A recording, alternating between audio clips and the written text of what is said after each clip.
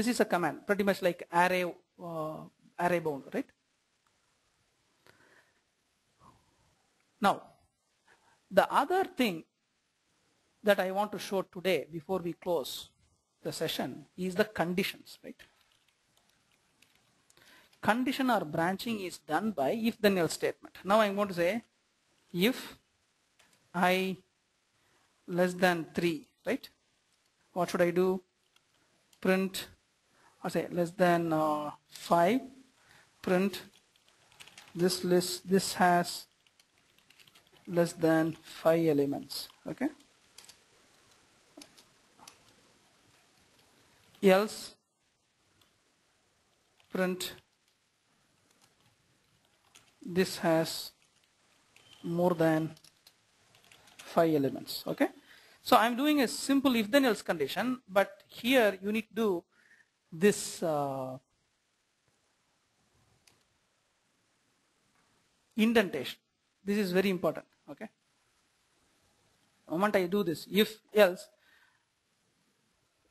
here if I simply say compile, right? If I have a syntax error, anyway if I have a syntax error it will show somewhere, right? Since this is not a keyword, there is no token in syntax. A token syntax meaning I'm missing a comma, I'm missing a quotation, something like that. Whereas a command itself is not recognized. That's not. Now I'm going here, say compile. It shows function PRIT is not defined, right? So if you say compile, it will show you the syntax error. Now I go here and then correct that. Now I do that. It's corrected. Now I go and then run the test case. The if then else condition is executed.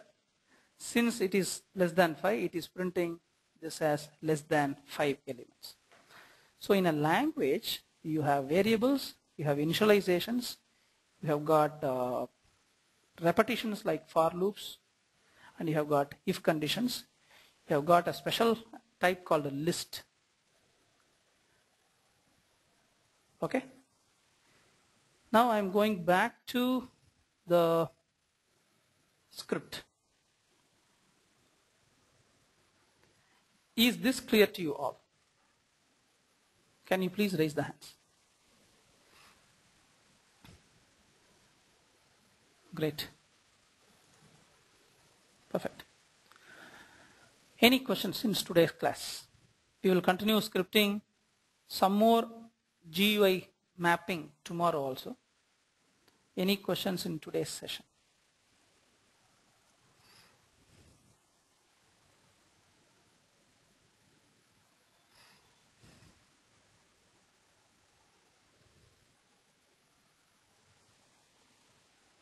If you can type the questions, I am open to answer.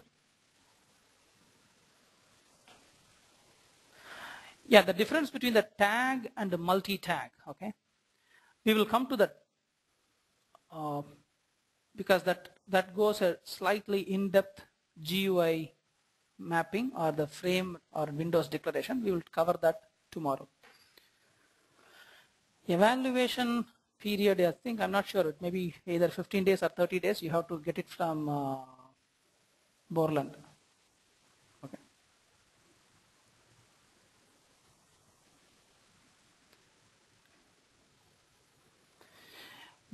One person has asked what kind of application can be tested. Okay. Again, if you go here, okay, there is something called enable extensions. Okay, in the tool enable extensions.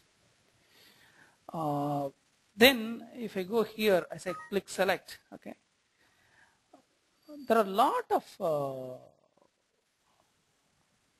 extensions already available with respect to SilkTest. Okay, extensions meaning it may be a .NET application. Okay, for example, let me go to this extension. It can show a lot. Okay, I am clicking these options exception. See here, it can test browser related extensions, AOL, Blue Express, Internet Explorer 4, 5, 6, pure Java applications, right? No touch meaning .NET, okay? No touch meaning .NET. I don't know why they have made it as no touch, but you can test .NET applications. Right now many things are disabled. If you want to test the required things, you have to go and then enable. So you have to say no touch application .NET extension enabled, right? So this SilkTest can be used to test normal desktop applications, browser applications on Windows, Firefox, IE, Netscape, AOL. It can be used for Java applications also and .NET applications also, right?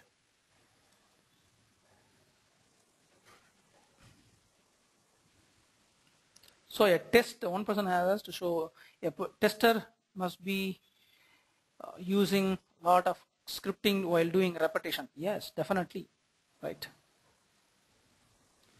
If you want to repeat certain things, you have to do looping. Someone has asked which is the version of this SilkTest. This SilkTest is 7.6.1 and this is 14 days evaluation period. Okay, this is an old one. You can get the latest ones from website also. Okay.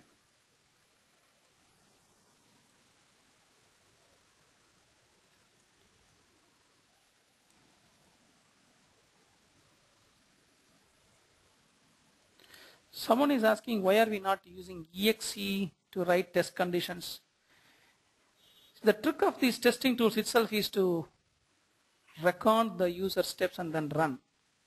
We don't produce another exe file to run the test scripts. Any test script will always be an interpreted language like this. Either it may be VB script or something like this, but except a rational functional tester, none of the other tools are using compilable exe files to run.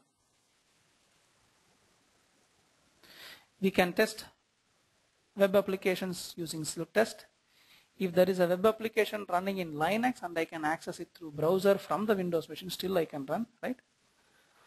One of the good things in SilkTest, right, is SilkTest can run on Windows, SilkTest can run on Unix, SilkTest can run on Apple Macintosh also. So it can run on 3 different operating systems. Someone has asked what is the cost of it. Please contact the vendor. We cannot give the code for the tools. Okay. Many people have asked recognizing other objects like Flash, how can we do invoking an application through script, right? These things will be answered in the subsequent 3 days, right? So today is the second day.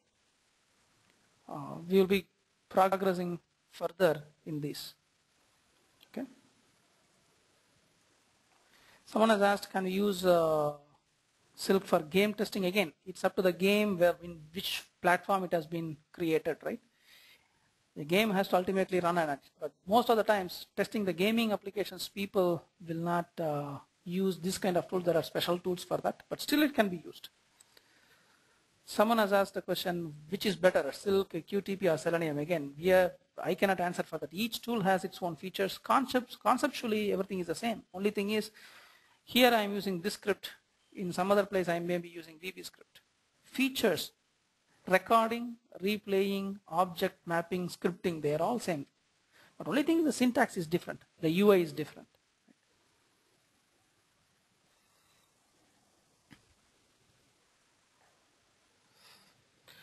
Okay. How to do data-driven test? Yes, we'll be covering that. Along with the course, we'll be covering how to pass multiple data. Okay. Just to quickly answer that question. Okay. Right now, let me have this one more thing. List append X. Okay. For example, list append 10, 40, and then 15. Okay. Now, we can pass parameters to the script itself. We'll be talking about functions in scripting, passing parameters, data-driven test, everything in the subsequent classes. But just to give a, since one person has asked, I can pass a parameter. For example, I want to pass another parameter called P1 to this whole script, right? Now I'm going to say list append that parameter also, okay? Parameter also, right? Now I'm just comparing against that parameter, okay? So if I do that, I try to run the test case. This is a test case name. It is asking for arguments. Okay, arguments is nothing but the data given by the user. Now I am giving the argument as 4. Okay. Now I run. It has finished the test running. It shows that 4 got appended. Right. Right. The number of elements in this list is 4. So I pass the value 4 that got added to this 10, 40, 15 list. So we can pass parameters. Right. So every script can have parameters, and every script can read data from Excel sheets. We can do that. And every script can be a reusable script also, yes. Because ultimately they are all functions. They are all reusable functions. You can call from anywhere to anywhere.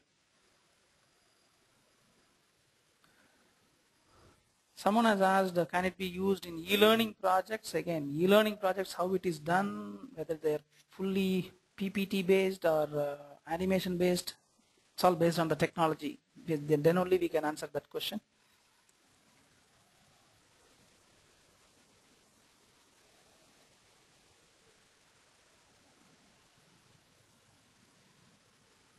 Okay.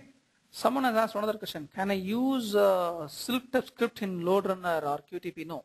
SilkTest scripts will run only in SilkTest because the syntax is different. It cannot run in another place.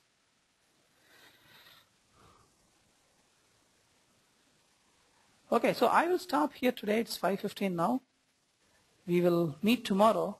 We will proceed further. Tomorrow we'll be talking about switch cases, while loops, then arrays, exception handling, functions, and we will try to get the data-driven test also.